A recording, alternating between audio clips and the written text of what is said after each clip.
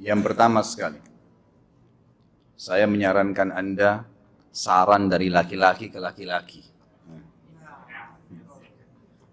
Prinsiplah dan jangan merendahkan diri di hadapan wanita. Maksudnya begini, pada saat seorang wanita yang menjadi istri Anda membutuhkan Anda, tunjukkan kebutuhan kita 1000 kali daripada dia. Dia sayang, dia perhatikan, dia siap berkorban. Kita harus 1000 kali lebih hebat daripada itu. Laki-laki memang penaung. Tapi kapan dibalik, kalau saya pribadi, kapan dia tidak butuhkan, menunjukkan kebutuhan, saya 1000 kali tidak butuh sama dia. Untuk apa Anda merendahkan diri di depan seorang wanita yang kalau memang dia tidak bisa menjadi seorang istri? Karena kapan wanita sudah menyombongkan diri di hadapan laki-laki, tidak akan ada wibawa sama sekali. Ini poin dulu dalam pembukaan. Dan selalu saya sarankan siapapun ikhwah yang minta saran saya dalam masalah rumah tangga, yang paling pertama ini saya ucapkan, saya bukan menyuruh Anda menjadi keras, bukan. Tapi saya mengajak Anda untuk punya prinsip dalam hidup. Wibawa, pemimpin rumah tangga. Dibutuhkan, kita butuh. Tidak dibutuhkan, ya sudah. Masih banyak gantinya. Dia mau ganti laki-laki lain, silahkan. Ahlan wa sahlan. Silahkan.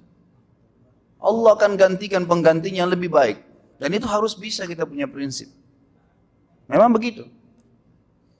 Kalau ini kita terapkan dalam kehidupan kita, kita akan sangat mudah hidup. Terkadang subhanallah ada pengorbanan berat. Berpisah dengan meninggal, berpisah karena masalah dosa yang dilakukan oleh pasangan kita. Jelas haram. Kalau ada seorang istri hanya karena masalah suaminya kekurangan ekonomi mau berhubungan sama laki-laki lain. Wanita apa ini?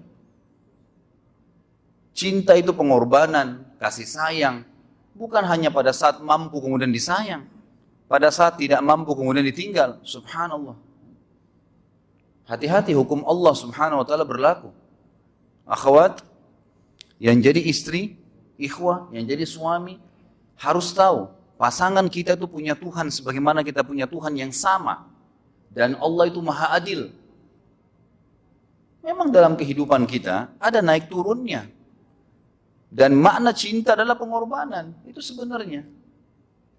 Kalau hanya kita kantongnya lagi penuh kemudian disuka sama istri, pada saat lagi tipis, lagi masalah, kemudian dia mau berhubungan sama laki-laki lain, na'udzubillah min dzalik, wanita apa ini? Kalau saya tidak naungin. Kalau saya nggak naungin. Kamu mau sama dia silahkan. Silahkan jalan. Kalau saya, istri saya sangat tahu prinsip saya. Kalau kamu merasa ada laki-laki lain yang kamu anggap baik, atau kamu mau ingin memasukkan pendapat keluargamu dalam rumah tangga saya sehingga kedudukan saya sebagai suami tidak didengar lagi, silakan pilih keluarga kamu. Tidak ada masalah. Jadi jangan jadikan sebagai beban. Oh, nanti kalau pisah saya hidupnya bagaimana? Saya melarat. Ini kenapa ini? Saya mati kalau nggak sama dia, ya mati bener nanti. Gila kalau nggak nikah sama dia, gila kalau siapa ini? Ini kenapa ini? Keluar dari bingkai hidup itu. Seorang muslim itu hidupnya mulia.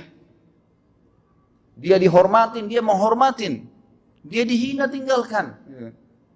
Allah SWT tidak menyuruh kita menghinakan diri, tidak boleh. Kalau wanita ini misalnya, istri ini yang dikatakan tadi masih mencintai suaminya, dia hanya sekedar minta kerja, ya, garis bawahi kalimat ini ya.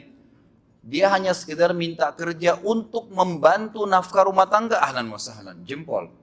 Enggak masalah. Bagus itu. Sampai suaminya mapan. Itu baik.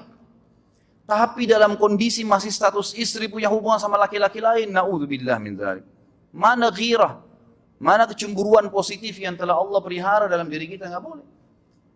Pada saat seorang sahabat pulang ke rumahnya mendapatkan istrinya selingkuh dengan laki-laki lain. Tidak disebutkan apakah berhubungan biologis atau tidak, tapi yang jelas sahabat ini sampai kaget masuk ke rumahnya temukan ada laki-laki lain. Dia bingung mau lakukan apa. Dia pergi ke Nabi SAW lalu berkata, ya Rasulullah, saya pulang rumah istri saya lagi sama laki-laki lain. Maksudnya dia pandu saya harus buat apa nih? Apa yang terjadi? Subhanallah, Sa'ad radhiyallahu anhu sahabat Nabi mulia, menghenuskan pedang mengatakan, ya Rasulullah, kalau terjadi pada rumah tangga saya akan penggal dua-duanya. Dua-duanya saya penggal nih. Tapi di sini ulama bilang saat ingin menghukum kalau terjadi pada keluarganya dengan penggal ini, Bukan maksudnya dia menghukum secara individu, maksudnya dia, saya ingin terapkan hukumnya Allah, dirajam, dibunuh karena mereka sudah menikah dan berzina.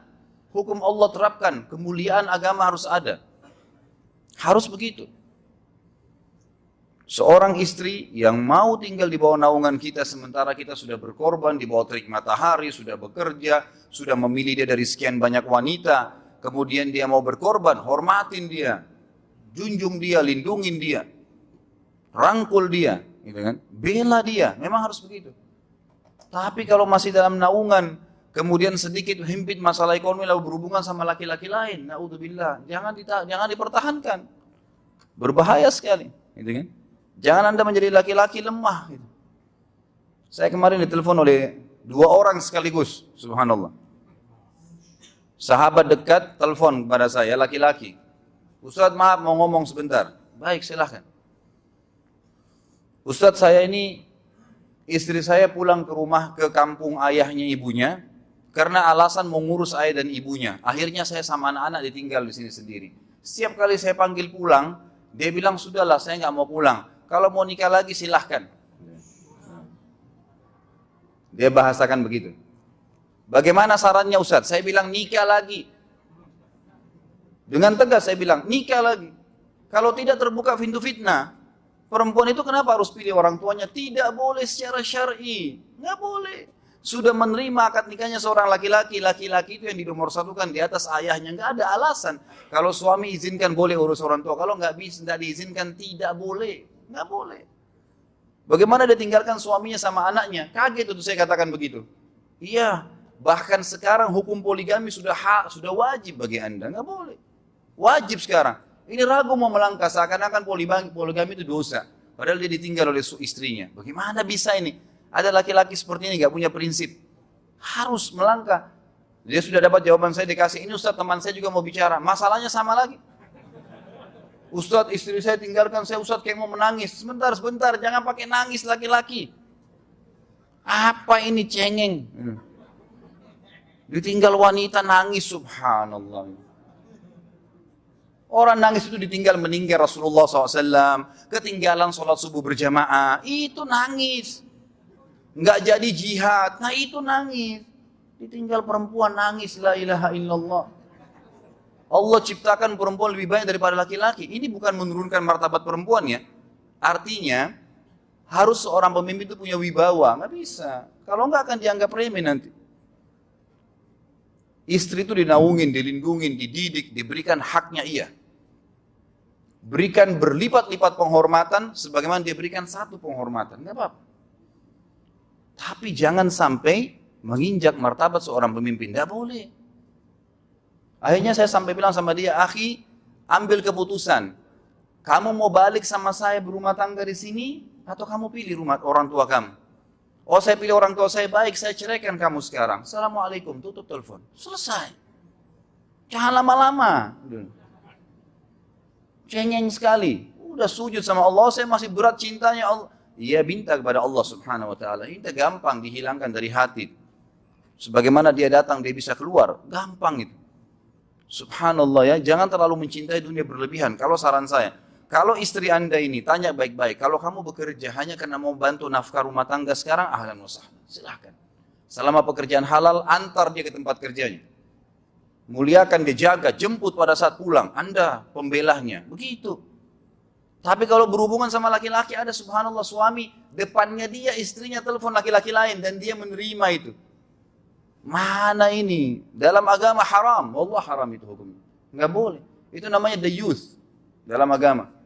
Nabi SAW mengatakan Allah melaknat the youth. Kata sahabat, siapa itu the youth ya Rasulullah? Laki-laki yang tidak punya cemburu terhadap pelanggaran agama yang terjadi pada istrinya. Gimana caranya? Nggak boleh dalam agama Islam. Gitu kan? Makanya biasakan hati kita terisi dengan cinta kepada Allah SWT dan bukan cinta kepada manusia. Mencintai istri karena Allah yang perintahkan. Mencintai suami karena Allah yang perintahkan. Jadi semua karena Allah. Tidak ada kata-kata hilang, tidak ada rugi kalau kita meninggalkannya.